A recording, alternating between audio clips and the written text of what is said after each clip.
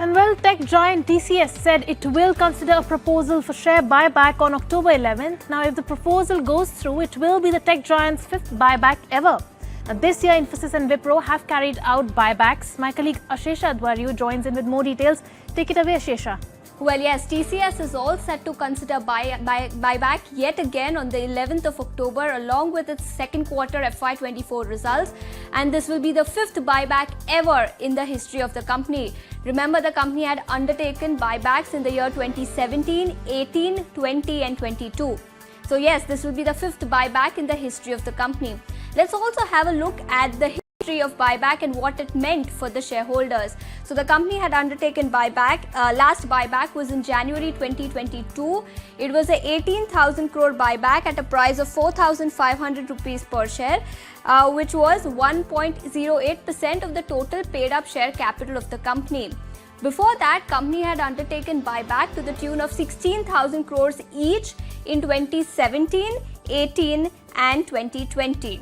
Let's also talk about other companies which have undertaken buyback in 2020, and TCS clearly is not the only one. Infosys had considered a 9,300 crore buyback earlier this year in the month of February, while Wipro too had considered a 12,000 crore buyback in June this year. As far as TCS buyback is concerned, analysts believe that buyback could be in the range of about 18 to 20,000 crores. Now, the company has about 60,000 crores of cash, and 1/3 of that cash can be utilized for buyback. Hence, analysts believe that buyback size could be about 20,000 crores. Now, the price band is expected to be in the range of 4,300 to 4,500 crores. The stock currently trades at about 3,600 odd levels, and the company has in the past declared buyback at an 18% premium to the current market price, and hence analysts expect the buyback to come in at about 4,300 to 4,500 rupees per share.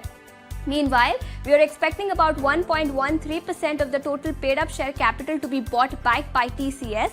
But if the retail participation continues to remain high, just like we saw last time, perhaps the acceptance ratio could be low this time around. Remember, buyback has come in at a time when the earnings environment for the entire IT sector is not very positive. Management commentary at the end of Q1 was also pretty muted.